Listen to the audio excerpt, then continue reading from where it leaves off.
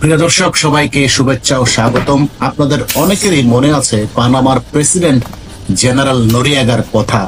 যাদের মনে নাই তাদেরকে বলছি, জেনারেল নোরিয়াগা প্রেসিডেন্ট পানামার যখন তার অত্যাচার নিপীড়ন শেষ পর্যায়ে পৌঁছে পানামাতে, তখন মার্কিন যুক্তরাষ্ট্রের এয়ারফোর্স তেমন কিছু করেনি। জাস্ট একটা অ্যাপাচি হেলিকপ্টার গিয়ে নোরিয়াগাকে জাস্ট চিলের মতো করে উড়িয়ে নিয়ে যায় তাদের কারাগারে।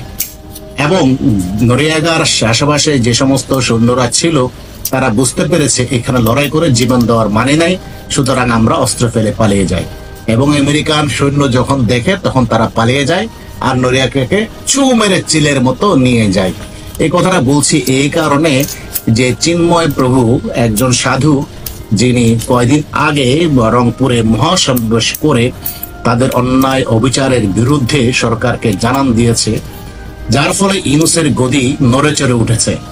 এই কারণে ইউনূস তাদেরকে দমন করার জন্য বিকল্প হাতিয়ার হিসেবে এই চিন্ময় প্রভুকে গ্রেফতারের মধ্য দিয়ে আমি মনে করি ইউনূস তার কফিনে শেষ পেরেকটি টুকে দিল। কারণ হলো, চিন্ময় প্রভুর বিরুদ্ধে যে অভিযোগটা স্ক্রিনে দেখতে পাচ্ছেন, রাষ্ট্রদ্রোহিতার মামলা, এই মামলাটা আসলে তাদের পতাকা, জাতীয় পতাকা কোথায় যেন উঁচু নিচু হয়েছে। এই কারণে তার একটা উসিলা তো লাগবে। অর্থাৎ এই যে সনাতনীদের যে বিশাল জাগরণ দিন দিন স্ফুলিঙ্গের মতো বড় আকার ধারণ করছে, এগুলোকে দমন করার জন্য একটা উসিলা বের করে তাকে রাষ্ট্রদ্রোহিতা মামলায় গ্রেফতার করা হয়েছে, অবৈধভাবে মিথ্যা মামলা দিয়ে। কিন্তু এটার ফলাফল কি হবে ইউনূস কিন্তু একবারও চিন্তা করে দেখে নাই। ইতিমধ্যে ভারতের সংবাদ মাধ্যম, ভারতের ইসকন, সনাতনীরা কিন্তু সরকারের উপর চাপ ফেলেছে। আপনার আনন্দবাজার পত্রিকায় দেখুন, বাংলাদেশের সঙ্গে কথা বলুক ভারত সরকার, হিন্দু সন্ন্যাসী গ্রেপ্তারের পর এইসব সতর্কবার্তা ইসকনের। অর্থাৎ ভারত থেকে অভ্যন্তরে একটা সরকারের উপর প্রেসার ক্রিয়েট হয়ে গেছে চিন্ময় প্রভুকে অন্যভাবে গ্রেপ্তার করার দায়ে। তো আজকে না হোক কালকে হোক ভারত কথা বলবে। আর ইতিমধ্যে ইসকনের সদস্য তুলসী গেবার্ট কিন্তু সিএ এর প্রধান নিযুক্ত হয়েছেন। দায়িত্বটা ট্রাম্প প্রশাসন যখন জানুয়ারিতে দায়িত্ব নেবে তখনই সে দায়িত্বটা নিবে। তো এইসব মেসেজ ইউনূসের জন্য ভয়ঙ্কর আকার ধারণ করবে। ইউনূস নিজেও বুঝতে পারছে না। আমরা একটু দেখি চিন্ময় প্রভু আগে কি বলে, একটু দেখি। ওনাকে প্রিজন ভ্যানে যখন তোলা হয়, তিনি কি যেন একটা বলছিল, ওনার কথাটা আমরা একটু শুনি। এই জন্য কথা একটু শুনি।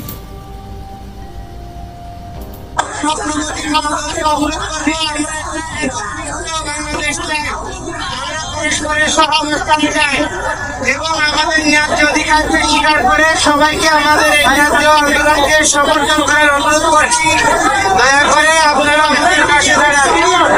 উনি সুন্দর একটা বার্তা দিয়েছেন। বার্তাটা হলো, আমরা সবাই মিলে, সব ধর্মের লোক মিলে সম্প্রীতি সৌহার্দ্যপূর্ণ একটা পরিবেশ চাই। তাহলে চিন্তা করে দেখুন প্রিয় দর্শক, এমন একটা লোককে গ্রেফতার করে কত ন্যাক্কারজনক ঘটনার পরিচয় দিয়েছে এই ইউনূস। দেখেন তার গ্রেফতারের প্রতিবাদে লক্ষ লক্ষ মানুষ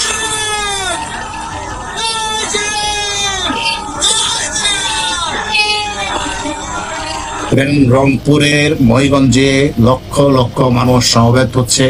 এই আন্দোলন স্ফুলিঙ্গের মতো চারিদিকে ছড়িয়ে পড়ছে। ইউনূসের বাপু রক্ষা করতে পারবে না।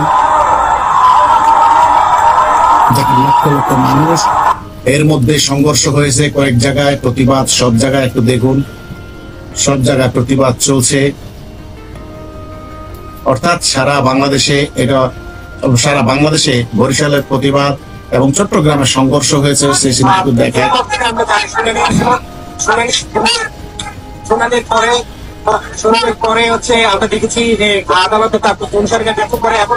দেখেন এই যে দুই গ্রুপের মোল্লারা কিন্তু একটা গ্রুপ নিয়েছে, সনাতনীদেরকে মারধর করছে। এই সিনও দেখতে পাচ্ছি আদালত প্রাঙ্গণে। আমরা একটু যাই দেখি কি অবস্থা, দেখি আদালত প্রাঙ্গণে। সেটি আসলে মূলত একটি মিথ্যা মামলা এবং তিনিও আদালতে যখন জামিন শুনানিতে, অর্থাৎ তার জামিন নামঞ্জুর করেছে আদালত। কিন্তু এখন প্রশ্ন হলো, একটু দেখি, ডিবি পর্যায়ে গ্রেপ্তারের পর চট্টগ্রাম সহ দেশের বিভিন্ন জায়গায় আসলে বিক্ষোভ মিছিল এবং প্রতিবাদ করে আসছে সনাতনী ধর্মাবলম্বীরা। এর আজকে শুধু সনাতনী না, এর মধ্যে সাধারণ মানুষও, লিবারেল মানুষও যুক্ত হবে এই অবৈধভাবে একটা নিরীহ মানুষকে এইভাবে গ্রেফতার করে হয়রানি করার দায়ে। তো আমি যেটা বলছিলাম, ইউনূসের অবস্থা কিন্তু জেনারেল নরিয়াগার মতো হবে। জেনারেল ওয়াকারকে, আসিফ নজরুলকে, ইউনূসকে যে কোনো মুহূর্তে ভারত কিন্তু পাখির মতো ধরে নিয়ে যাবে, এতে কোনো সন্দেহ নাই। আর কয়েকটা দিন জাস্ট বাইডেন প্রশাসন তার ক্ষমতা যখন হস্তান্তর করবে ট্রাম্প প্রশাসনের কাছে, তুলসি গেবার্ড সিআইএর প্রধান, সেও ইসকনের মেম্বার, এই ধরনের অত্যাচার অবিচার কিন্তু সবগুলো পর্যবেক্ষণ করছে সিআইএ গভীরভাবে।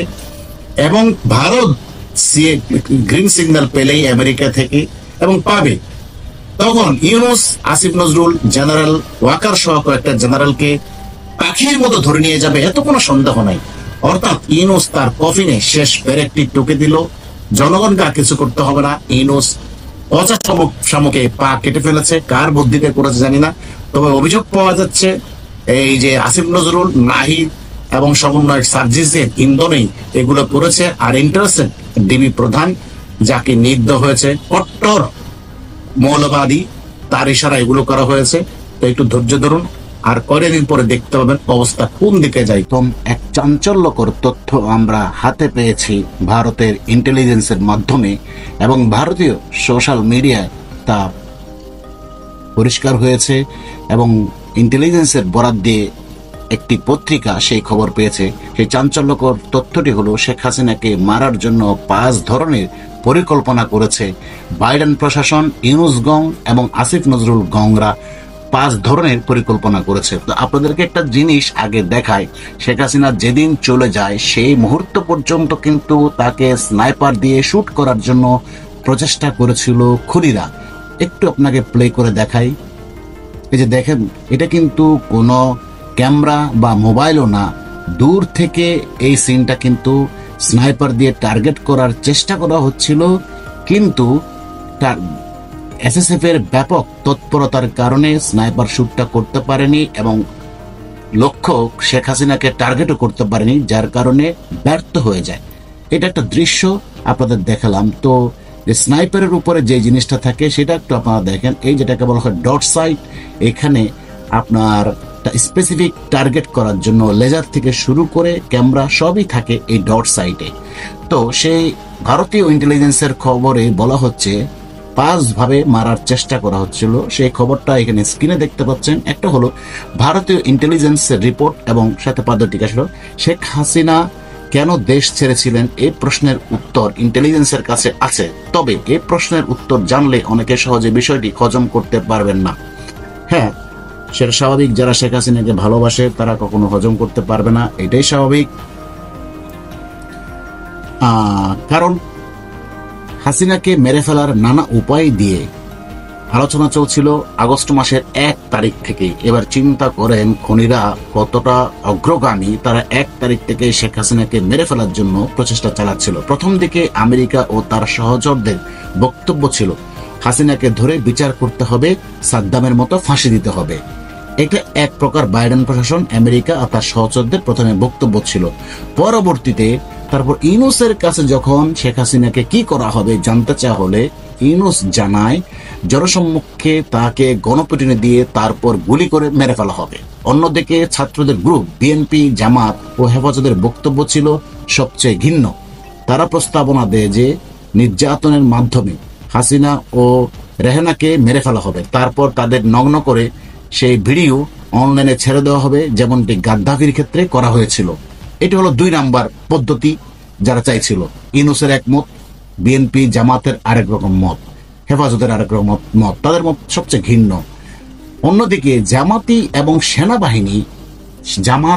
সেনাবাহিনী চেয়েছিল গণভবনের মধ্যেই হাসিনা ও রেহানাকে মেরে লাশ পুঁতে ফেলতে চেয়েছিল। সেনাবাহিনী দেখেন, সেনাবাহিনী আমেরিকা দ্বারা পারচেসড হয়ে গেছে আগে থেকেই, অর্থাৎ অনেক আগে থেকে সেনাবাহিনী পারচেসড হয়ে গেছে, যার ফলে ষড়যন্ত্রকারীরা এটা সফলতার মুখ দেখেছেন। সেনাবাহিনী যদি পারচেস না হতো, যতই আন্দোলন হোক, কোনোদিনই সম্ভব না শেখ হাসিনাকে বা একটা রেজিম চেঞ্জ করার মতো ক্ষমতা কারো নাই।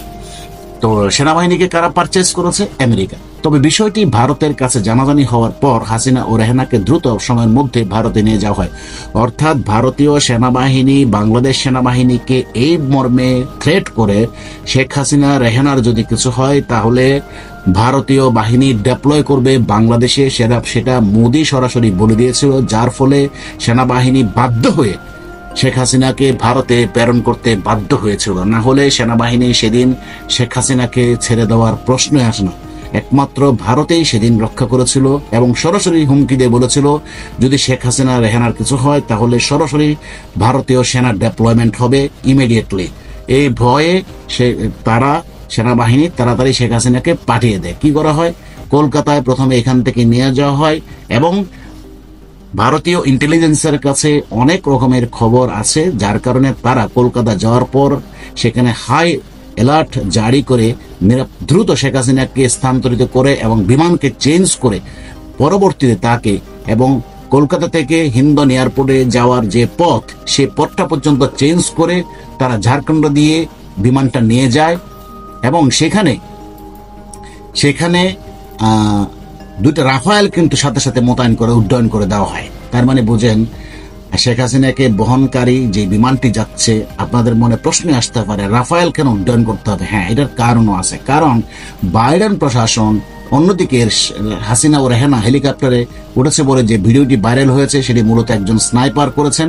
মূলত হাসিনাকে মারার জন্য সেই জায়গায় লুকিয়েছিল এই স্নাইপারটি, কিন্তু এসএসএফ এর ব্যাপক তৎপরতার কারণে হাসিনাকে গুলি করতে পারেনি। তবে তার ভিডিও ভাইরাল করে হাসিনাকে পালিয়েছে প্রচার করে হাসিনাকে বদনাম করতে চেয়েছে। এই বুদ্ধিটি ছিল সমন্বয়ক গং ও আসিফ নজরুলের। দেখছেন, চিন্তা করছেন আসিফ নজরুল কত বড় হারামজাদা। এদিকে শেখ হাসিনা ওই যেটা বলছিলাম রাফায়েল কেন উড্ডয়ন করছিল, শেখ হাসিনা রেহানা চলে যাচ্ছে আমেরিকা এবং ইউনূস এটা কোনোভাবেই সহ্য করতে পারছিল না।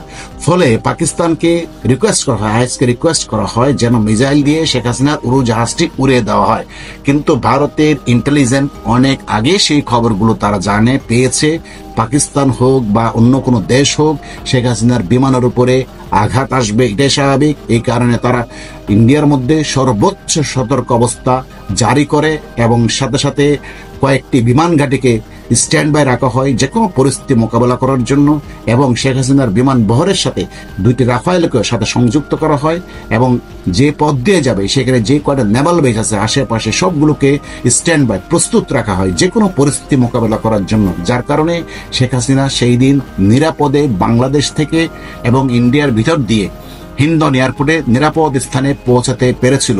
এবং এই জন্য আমি ভারতীয় জনগণকে, প্রধানমন্ত্রী নরেন্দ্র মোদীকে এবং ভারতীয় বাহিনীকে, নৌবাহিনীকে, বিমান বাহিনীকে, সেনাবাহিনীকে ধন্যবাদ জানাই আমাদের প্রাণপ্রিয় নেত্রী শেখ হাসিনাকে সেদিন রক্ষা করার জন্য।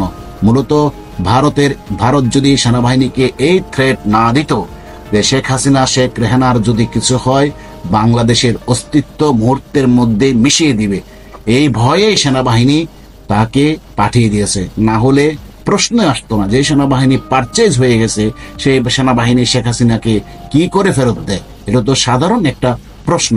আজকে দেখেন তারা 1 তারিখ থেকে কিভাবে মারবে, অর্থাৎ কাকে ফেলে দিবে সেটা জানে, সেনাবাহিনী তো জানে ফেলে দিবে, গোপনে গোপনে আঘাত করেছে, কিভাবে মারবে সেই সমস্ত পদ্ধতিও তারা বের করে রেখেছে। একমাত্র ভারতের কারণে পার নাই।